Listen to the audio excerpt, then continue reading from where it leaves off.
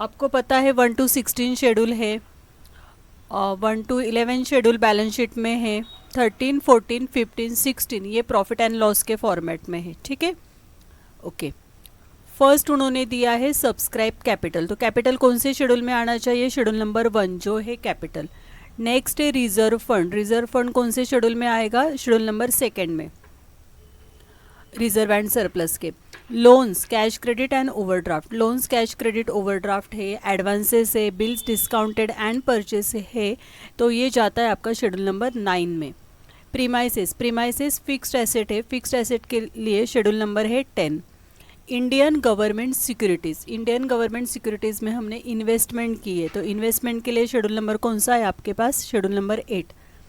Current deposit, fixed deposit, saving bank deposit, ये सब deposit जो है वो शेड्यूल नंबर 3 में जाने वाले हैं डिपॉजिट में। Salaries, general expenses, rent and taxes, director fees, यहाँ तक ये प्रॉफिट एंड लॉस के आइटम से एक्सपेंसेस है, तो ये जाएगा आपका शेड्यूल नंबर 16 में, operating expenses. Profit and loss account on 1 अप्रैल 2020, ये जाएगा प्रॉफिट एंड लॉस के फॉर्मेट में। इंटरेस्ट एंड डिस्काउंट रिसीव्ड, देखो इंटरेस्ट एंड डिस्काउंट अगर डेबिट साइड में है तो वो शेड्यूल नंबर 15 में जाता है क्योंकि वो एक्सपेंसेस होता है, एंड क्रेडिट साइड में है तो वो शेड्यूल नंबर 13 में जाता है, वहाँ पे वो इनकम हो जाता है। तो यहाँ पे आपका इंटरेस्ट एंड डिस्काउंट रिसीव्ड है, इनकम है, क्रेडिट साइड में अमाउंट है, शेड्यूल नंबर 13 में जाएगा। स्टॉक ऑफ स्टेशनरी, अगर सिर्फ स्टेशनरी है तो वो एक्सपेंसेस हो गया, वो जाएगा शेड्यूल नंबर 16 में। लेकिन अभी स्टॉक है, स्टॉक ऑफ स्टेशनरी, तो ये आपकी क्या हो जाएगी? एसेट हो जाएगी, अदर एसेट शेड्यूल नंबर 11 में। बिल्स डिस्काउंटेड एंड परचेस, ये जाना चाहिए आपका शेड्यूल नंबर 9 में। इंटीरियम डिविडेंड पेड, अभी इंटीरियम डिविडेंड हमने पेड किया है, तो ये आपको लिखना है प्रॉफिट एंड लॉस के फॉर्मेट में। देखो इंटीरियम डिविडेंड की डेबिट साइड में अमाउंट है, तो अगर डेबिट साइड में अमाउंट है तो वो प्रॉफिट एंड लॉस में जाती है। कभी कभी क्रेडिट साइड में अमाउंट होती है, मतलब प्रोविजन करके रखा है तो अनपेड है, तो वहाँ पे आपको क्या होता है ना, नीचे एडजस्टमेंट भी होती है, तो एडजस्टमेंट करके फिर हम कैलकुलेशन करके वो वर्किंग करके फिर पोस्टिंग करते हैं। ठीक है, तो वहाँ पे थोड़ा वर्किंग अलग होता है। यहाँ पे profit and loss इंटीरियम dividend paid किया है, तो ये जाएगा प्रॉफिट एंड लॉस के फॉर्मेट में, डेबिट साइड में अमाउंट है। शेयर्स ऑफ कंपनीज, देखो शेयर से इसका मतलब शेयर कैपिटल में नहीं लिखना है आपको, शेयर्स ऑफ कंपनी मतलब शेयर्स में हमने इन्वेस्ट किया है, तो ये जाने वाला है शेड्यूल नंबर 8 में। उसके बाद है cash in hand and with RBI, तो ये शेड्यूल का नाम ही है schedule number 6, cash in hand and with RBI. Money at call and short notice, ये भी आपके शेड्यूल का नाम है, शेड्यूल नंबर 7। उसके बाद है इंटरेस्ट पेड, देखो डेबिट साइड में इंटरेस्ट है इसलिए वो कहाँ पे जाना चाहिए? शेड्यूल नंबर 15 में जाना चाहिए। अगर क्रेडिट साइड में है तो शेड्यूल नंबर 13 में जाता है। Provide rebate on bills discounted, इसका मतलब क्रेडिट साइड का जो इंटरेस्ट है, ये देखो ये यहाँ पे आपकी एडजस्टमेंट होनी चाहिए, और उन्होंने दिया है provide rebate on bills discounted, ये एडजस्टमेंट आती है एग्जाम में। अगर डिस्काउंट है, रिबेट दिया है, तो 13 से हम उसको माइनस करने वाले हैं, एंड सेकेंड इफेक्ट जाएगा आपका शेड्यूल नंबर 5 में, करंट लायबिलिटीज एंड प्रोविजंस में। Provide ₹3375 for doubtful debts, doubtful debts के लिए प्रोविजन करके रखी है, तो loans cash credit and overdraft ये हम लिखते हैं शेड्यूल नंबर 9 में, तो वहाँ से ये माइनस करेंगे, एंड सेकेंड इफेक्ट जाएगा प्रॉफिट एंड लॉस के फॉर्मेट में, जहाँ पे हमने bad and doubtful debts already format में किया है। ऑथराइज कैपिटल, ऑथराइज कैपिटल का एक ही इफेक्ट जाएगा, ये जाएगा शेड्यूल नंबर 1 में, उसको डबल अंडरलाइन होगी, ये टोटल में इंक्लूड नहीं होगा। प्रोवाइड ₹9,000 फॉर टैक्सेशन रिजर्व, देखो टैक्सेशन के लिए प्रोविजन करके रखिए, प्रोविजन है ना, तो शेड्यूल नंबर कहाँ पे जाना चाहिए? 5th में जाना चाहिए, एंड प्रॉफिट एंड लॉस के फॉर्मेट में भी हमने प्रोविजंस एंड कंटिजेंसीज लिखा है, वहाँ पे इसका सेकेंड इफेक्ट जाएगा। ओके, तो अभी रिबेट ऑन बिल्स डिस्काउंटेड के टिक मार्क तो हमने ऊपर कर दिए है, अभी हम करेंगे लोन्स एंड कैश क्रेडिट के टिक मार्क। ये देखो loans cash credit and overdraft, इसके ऊपर टिक मार्क है।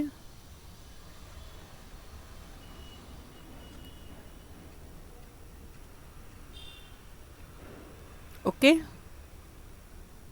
ठीक है। अभी पोस्टिंग स्टार्ट कर देंगे। अभी आपको पता ही है क्या करना है। तो 1 to 16 शेड्यूल ड्रॉ करना है, प्रॉफिट एंड लॉस का फॉर्मेट ड्रॉ करना है और उसके नीचे बैलेंस शीट का फॉर्मेट ड्रॉ करना है। ठीक है, ये देखो ये बैलेंस शीट का फॉर्मेट है, ऐसे ड्रॉ कर लीजिए। ये प्रॉफिट एंड लॉस का फॉर्मेट है और ये ऐसे 1 to 16 शेड्यूल एक 5 to 6 लाइंस के लिए ड्रॉ करने हैं। ठीक है, चलो 5 आइटम्स लेंगे और पोस्टिंग करेंगे। देखो पहले उन्होंने दिया है सब्सक्राइब कैपिटल, ये तो लिखेंगे शेड्यूल नंबर 1 में। सेकेंड उन्होंने दिया है रिजर्व फंड, ये लिखेंगे हम शेड्यूल नंबर 2 में। Loans, cash credit and overdraft ये लिखेंगे शेड्यूल नंबर 9 में। और वहाँ से बैड एंड डाउटफुल डेट्स के एडजस्टमेंट भी कर लेंगे। ठीक है, यहाँ तक पहले हम पोस्टिंग कर लेते हैं। सब्सक्राइब कैपिटल, चलो शेड्यूल नंबर 1 में जाना है आपको। उससे पहले यहाँ पे हेडिंग देख के रखो ऑथराइज कैपिटल, क्योंकि ऑथराइज कैपिटल पहले चाहिए। ऑथराइज कैपिटल 2 लाइंस छोड़ दो।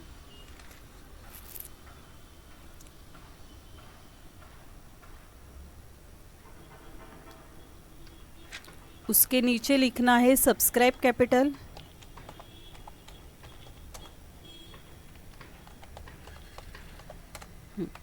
क्या दिया उन्होंने subscribe capital? 56,250 equity shares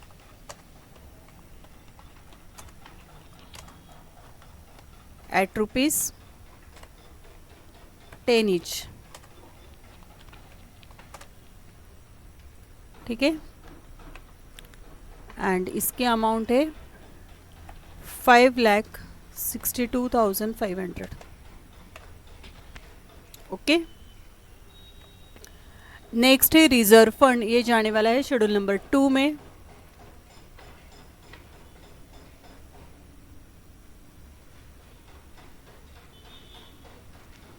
schedule number 2 में आपको लिखना है रिजर्व फंड 2,81,250।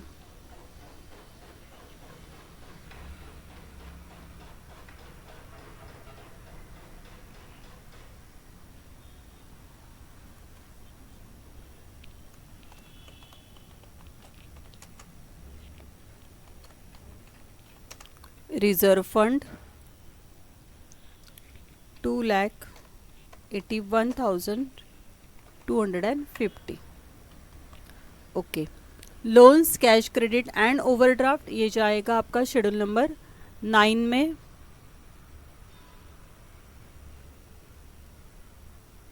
शेड्यूल नंबर 9 में आपको लिखना है लोन्स,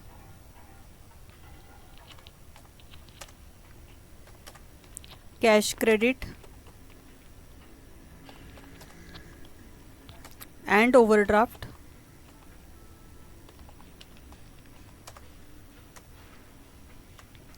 इसके अमाउंट है 2,44,125। 2,44,125।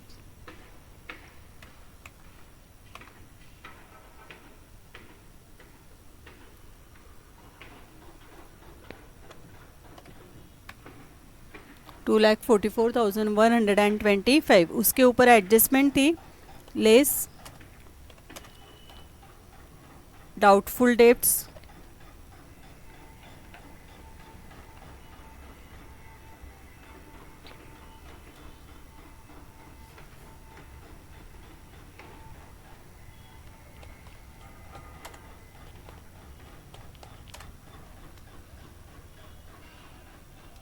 डाउटफुल डेट से आपके पास 1,125। 1,125।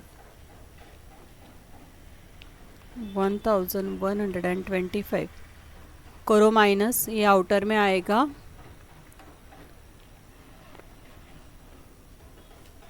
2,43,000।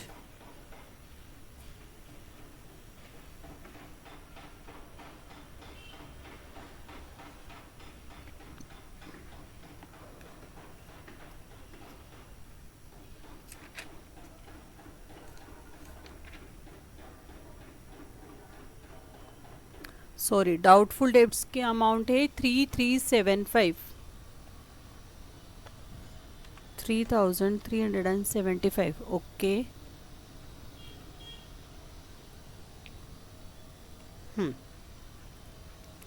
तो ये माइनस करके यहाँ पे आएगा 2,40,750, 2,40,750। ओके, ठीक है।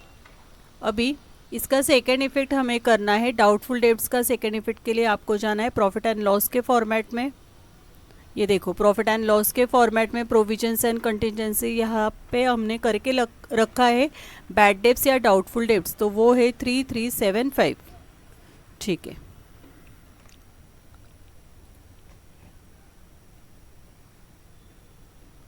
नेक्स्ट,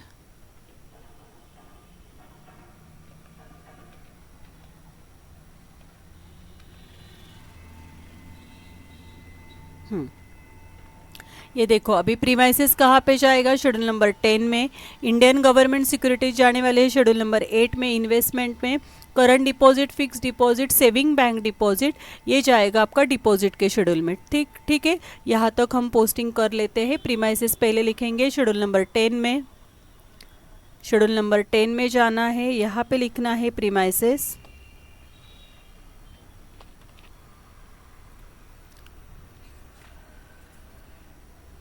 प्रीमाइसेस के अमाउंट है 86,250। उसके बाद उन्होंने दिया है इंडियन गवर्नमेंट सिक्योरिटीज़ 4,50,000। ये जाना है आपको शेड्यूल नंबर 8 में, इन्वेस्टमेंट में। इंडियन गवर्नमेंट सिक्योरिटीज़,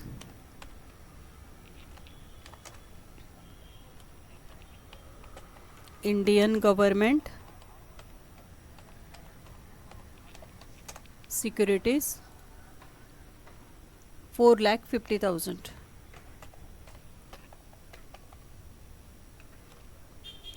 उसके बाद डिपॉजिट है, current deposit, fixed deposit and saving bank deposit, ये जाएंगे शेड्यूल नंबर 3 में।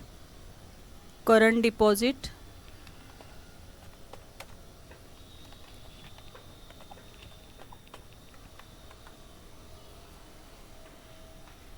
फिक्स डिपॉजिट,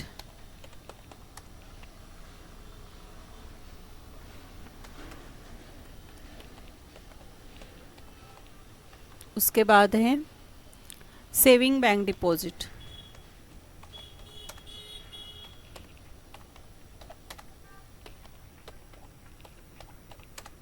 ठीक है, करंट डिपॉजिट की अमाउंट है 1,12,500। नेक्स्ट, फिक्स डिपॉजिट के अमाउंट है आपके पास 1,40,625, 1,40,625। नेक्स्ट है 86,250। ओके,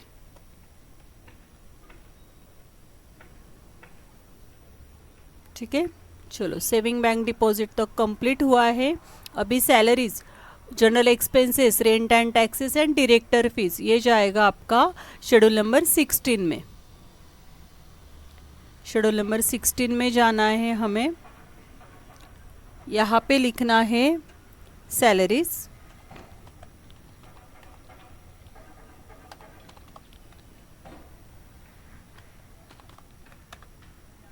नेक्स्ट है general expenses,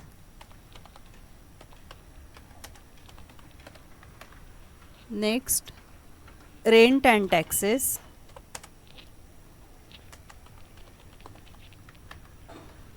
next director fees,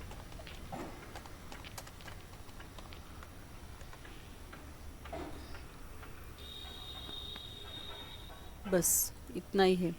अभी सैलरीज आपके पास है 31,500, जनरल एक्सपेंसेस है 30,375, 30,375, 3,375, 3,375, rent and taxes. Director fees है 2,250, 2,250। Okay,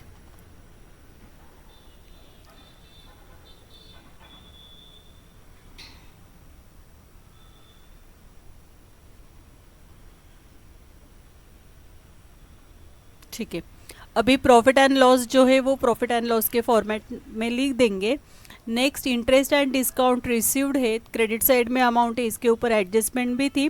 provide rebate on bills discounted, तो वहाँ से हम वो माइनस करेंगे क्योंकि रिबेट है 1125 एंड इसका इफेक्ट देने वाले हैं शेड्यूल नंबर 5 में करंट लायबिलिटीज एंड प्रोविजंस में। ठीक है, पहले ये दो कर लेते हैं। प्रॉफिट एंड लॉस के फॉर्मेट में जाने वाले हैं हम, प्रॉफिट एंड लॉस। ओके, यहाँ पे आपको दिखेगा प्रॉफिट कितनी अमाउंट है, वो प्रॉफिट एंड लॉस की 20,250। यहाँ पे लिखो प्रॉफिट फॉर द ईयर में लिख सकते हो आप, क्या दिया उन्होंने 20,250। Okay, interest and discount schedule number 13 में जाना है हमें। यहाँ पे आपको लिखना है interest and discount received,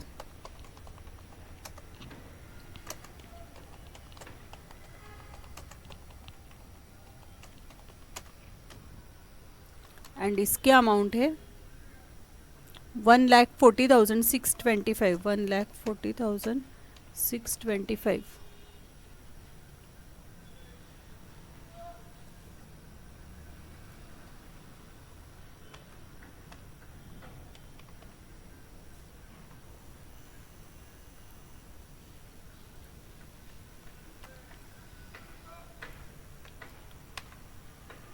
$1,40,625 less rebate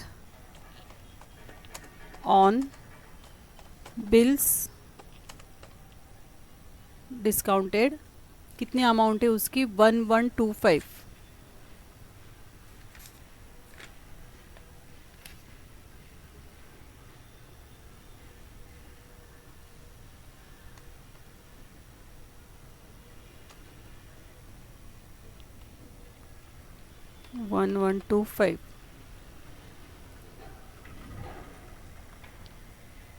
minus करके आने वाला है आपका 1,39,500। Okay,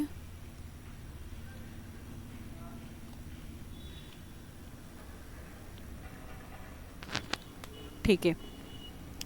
rebate on bills discounted का सेकेंड इफेक्ट कहाँ पे होना चाहिए, शेड्यूल नंबर 5 में। शेड्यूल नंबर 5 में हमें लिखना है rebate on bills discounted,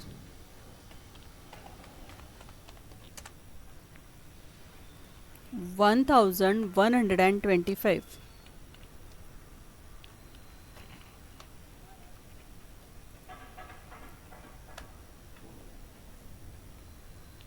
$1,125। Okay, next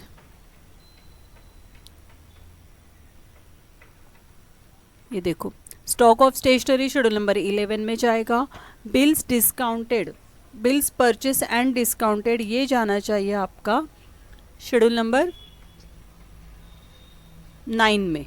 stock of stationery schedule number 11 में, अगर स्टेशनरी होता तो 16 में जाते, उसका स्टॉक है इसलिए other asset.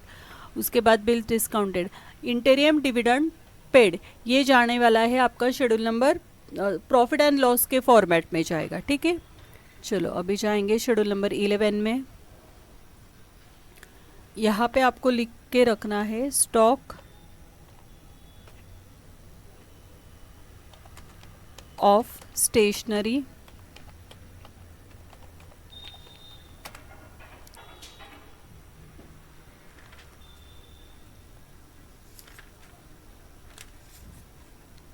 Stock of stationery के अमाउंट है 9,000। उसके बाद उन्होंने दिया है bills purchase and discounted schedule number 9 में, बिल्स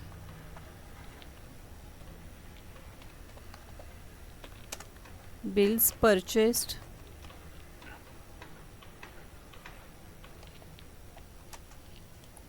एंड डिस्काउंटेड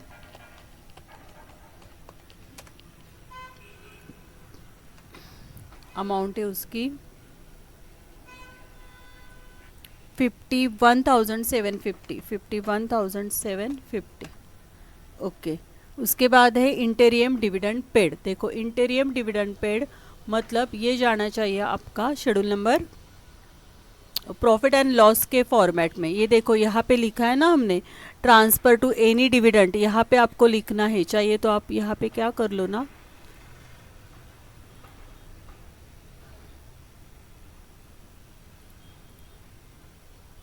यहाँ पे ना इसके ब्रैकेट में लिख के रखो ट्रायल बैलेंस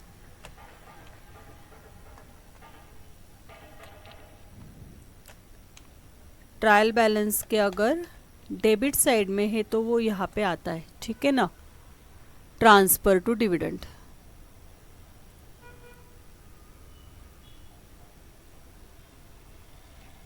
ठीक है, तो ट्रांसफर टू डिविडेंड की अमाउंट है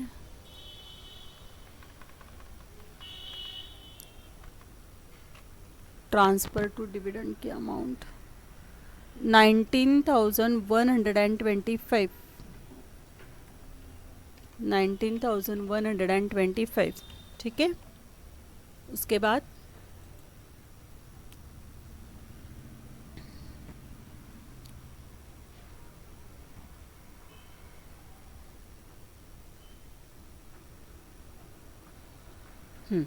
अभी shares of company schedule number 8 में जाएगा, cash in hand and with RBI schedule number 6, money at call and short notice schedule number 7 में जाएगा एंड इंटरेस्ट पेड जाएगा आपका शेड्यूल नंबर 15 में।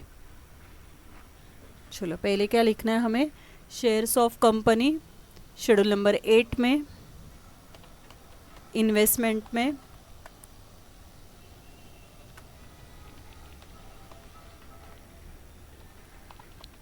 Shares of companies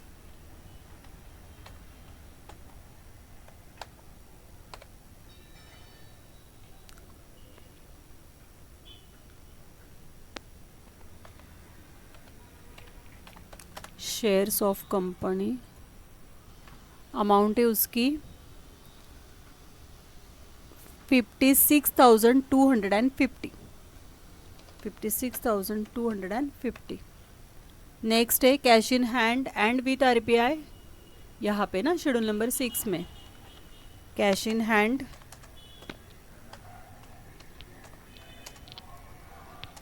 and with RBI, उसके amount है 2,13,750 2 lakh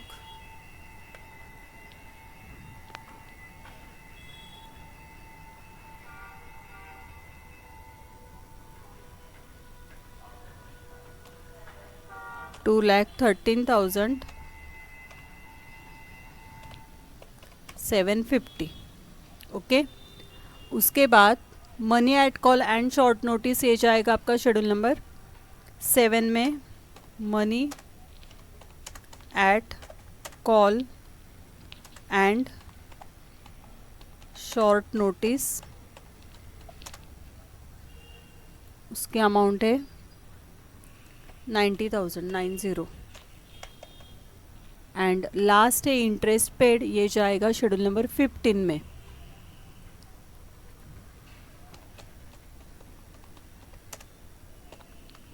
interest paid schedule number 15 में आपको लिखना है 56,250। ठीक है, देखो अभी ट्रायल बैलेंस कंप्लीट किया है हमने। ओके, अभी देखेंगे एडजस्टमेंट।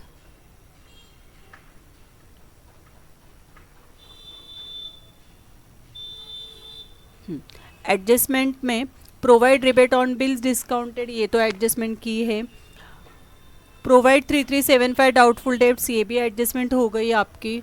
ऑथराइज कैपिटल ये बाकी है एंड प्रोविजन फॉर टैक्सेशन। अभी ऑथराइज कैपिटल जाने वाला है आपका शेड्यूल नंबर 1 में, एक ही इफेक्ट होगा उसका। ठीक है, वहाँ पे लिखेंगे 1,20,000 इक्विटी शेयर्स ऑफ ₹10 ईच और उसका मल्टीप्लिकेशन करके आउटर में ले लेंगे। एंड प्रोविजन फॉर टैक्सेशन या टैक्सेशन रिजर्व है तो 9,000 का इफेक्ट शेड्यूल नंबर 5 में करेंगे एंड प्रॉफिट एंड लॉस के फॉर्मेट में करेंगे। ठीक है, चलो यहाँ पे तो हमने हेडिंग दे के रखा है ऑथराइज कैपिटल, यहाँ पे लिखो 1,20,000 equity shares at rupees 10 each, at rupees 10 each.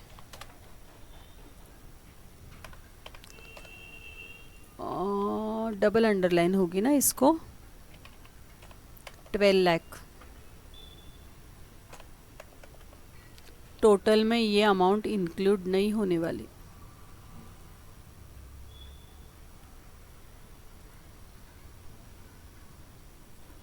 Okay, एक ही इफेक्ट करना है। एंड लास्ट था provision for taxation, schedule number 5 में लिखना है आपको provision for taxation.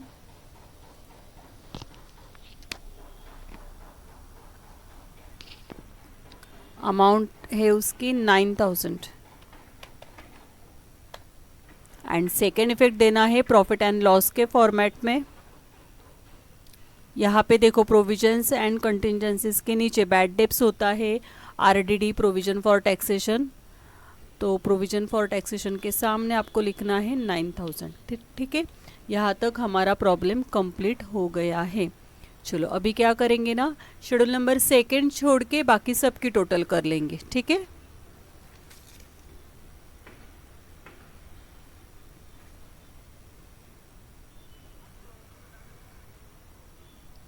Okay. Schedule number 1 की टोटल 12 लाख तो इंक्लूड नहीं होगा, इसलिए शेड्यूल नंबर 1 की टोटल आएगी आपकी 5,62,500, 5,62,500। ठीक है, उसके बाद रिजर्व फंड की टोटल आएगी, नहीं उसकी टोटल तो लास्ट में करनी है हमें, है कि नहीं। अभी डिपॉजिट की टोटल करनी है आपको। डिपॉजिट 140, 86, 250, तो इसकी टोटल आ रही 3,39,375। इसकी टोटल आ रही 3,39,375, 3,39,375। ओके, शेड्यूल नंबर 4 में कुछ भी नहीं है। Next schedule number 5, schedule number 5 की टोटल आनी चाहिए 10,125, 10,125। Next schedule number 6, schedule number 6 में एक ही अमाउंट है 2,13,750।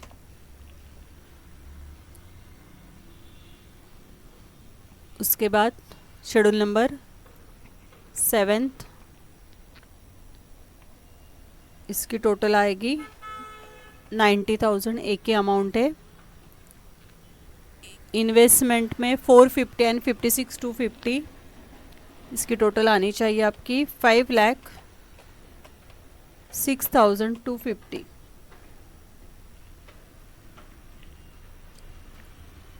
नेक्स्ट लोन्स एंड एडवांसेस के लिए schedule number 9, 2,92,500, 2,92,500। Schedule number 10, schedule number 10 में एक ही अमाउंट है 86,250, 86,250। शेड्यूल नंबर 11, यहाँ पे भी एक ही अमाउंट है 9,000। शेड्यूल नंबर 12 में अमाउंट ही नहीं आई है। शेड्यूल नंबर 13 में जाएंगे, एक ही अमाउंट है 1,39,500, 1,39,500। शेड्यूल नंबर 14 में भी कुछ नहीं है। शेड्यूल नंबर 15, यहाँ पे आपकी अमाउंट आनी चाहिए 56,250। Okay, schedule number 16, schedule number 16, 67,500, 67,500। Okay, यहाँ तक हमारा शेड्यूल नंबर 16 तक टोटल हमने कर ली। अभी schedule number profit and loss के फॉर्मेट में जाएंगे और ये पहले तो ये क्लोज करेंगे। देखो, प्रॉफिट एंड लॉस के फॉर्मेट में शेड्यूल नंबर 13 की टोटल आपको लिखनी है 1,39,500। उसके नीचे शेड्यूल नंबर 14 की टोटल लिखनी है, लेकिन आई नहीं है ना वो। उसके नीचे आपको लिखना है शेड्यूल नंबर 15 जिसकी टोटल आई है 56,250, 56,250। शेड्यूल नंबर 16 की टोटल आई है 67,500। ओके, ठीक है। तो अभी हमें क्या करना है, प्रॉफिट एंड लॉस को क्लोज करना है। कैसे करेंगे हम क्लोज? देखो क्या करना होगा आपको यहाँ पे,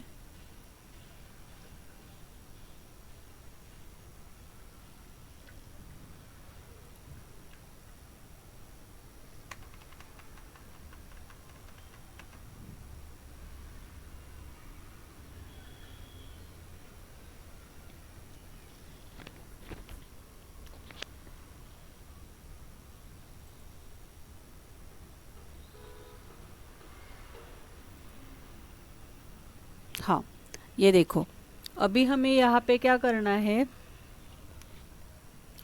13 एंड 14 की टोटल लेनी है। हाँ, शेड्यूल नंबर 13 एंड 14। अभी शेड्यूल नंबर 13, 14 में तो कुछ अमाउंट नहीं है, इसलिए शेड्यूल नंबर 13 एंड 14 की टोटल कितनी आएगी,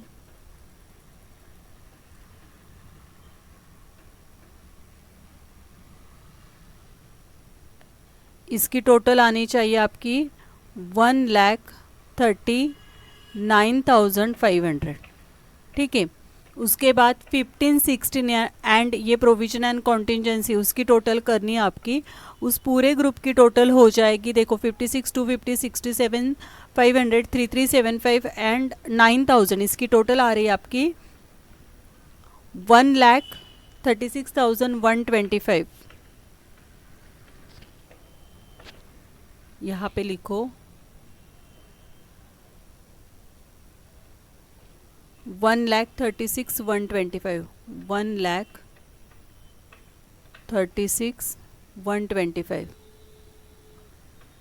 ठीक है, अभी यहाँ से लेके ये माइनस करना है आपको।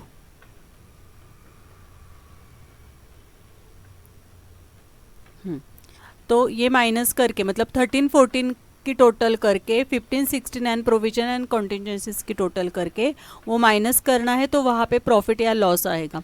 तो यहाँ पे प्रॉफिट हो रहा है 139,500 माइनस 136,125, तो इसका डिफरेंस आ रहा है आपका 3,375। कितना आया नेट प्रॉफिट? 3,375। ये देखो 3,375। ठीक है, अभी इसके ऊपर हमें क्या करना है, 3,375 के ऊपर 20% निकालना है कि नहीं? नहीं, पहले इसकी टोटल कर लेते हैं। इसकी टोटल क्या आएगी, 23,625, 23,625। अभी सेम टोटल हम यहाँ पे लिखेंगे, है कि नहीं? 23,625 यहाँ पे लिखनी है आपको, 23,625 यहाँ पे लिख दी हमने टोटल। सेम टोटल आपको लिखनी है। अभी 3,375 के ऊपर 20% स्टैट्यूटरी रिजर्व को हमें ट्रांसफ़र करना है। कितनी अमाउंट आएगी? 3,375 के ऊपर 20% हो गया आपका 625। लिखो यहाँ पे 675, 675।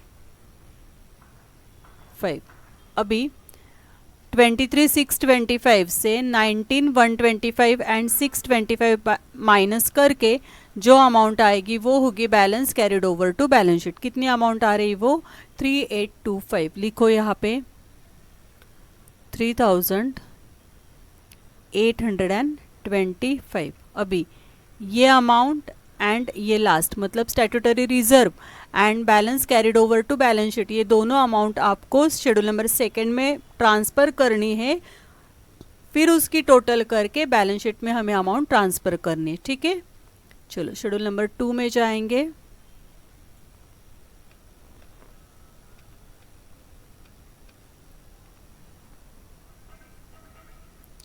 ठीक है, शेड्यूल नंबर 2 में आपको यहाँ पे लिखना है स्टैट्यूटरी रिजर्व,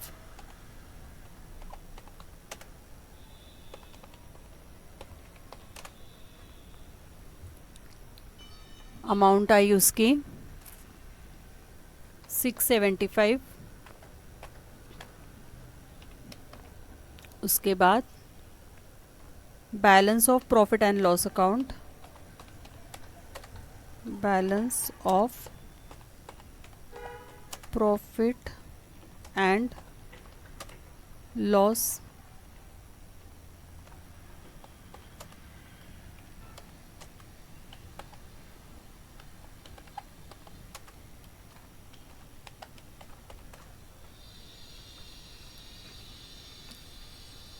$3,825। अभी शेड्यूल नंबर 2 की टोटल करनी है, करो, इसकी टोटल आ रही 2,87,750, 2,85,750, 85,750। ओके, ठीक है।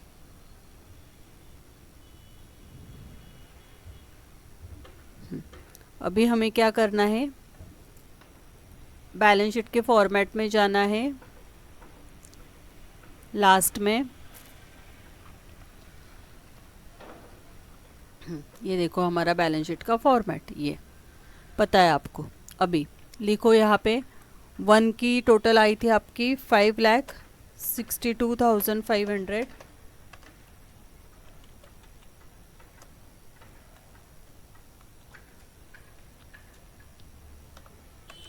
सेकंड की अभी टोटल आई 2,85,750, 2,85,750।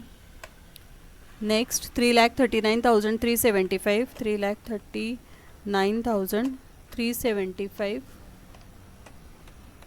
नेक्स्ट फिफ्थ की टोटल थी 10,125, तो इसकी टोटल आ जाएगी आपकी 11,97,750 को हमारा प्रॉब्लम टैली हो रहा है। ठीक है, नेक्स्ट 6 की टोटल आई थी 2,13,750, 7th की टोटल आई थी 90,000, 8th की टोटल आई थी 5,06,250, 9th की टोटल आई थी 2,92,500, 10th की टोटल थी 86,250 एंड लास्ट 9,000। ओके, इसकी टोटल आपको करनी है, वो भी आ रही 11,97,750 को हमारा प्रॉब्लम टैली हो रहा है, 11,97,750। देखो स्टूडेंट्स, आप फॉर्मेट अच्छी तरह से करना, 1 to 16 शेड्यूल अच्छी तरह से करना, बैलेंस शीट का format and profit and loss का फॉर्मेट आपको आना चाहिए, 1 to 16 शेड्यूल ड्रॉ करना है, फिर प्रॉब्लम बहुत ही ईजी है। क्या करना है, ट्रायल बैलेंस के ऊपर फटाफट शेड्यूल लिख लेना एंड जो एडजस्टमेंट है ना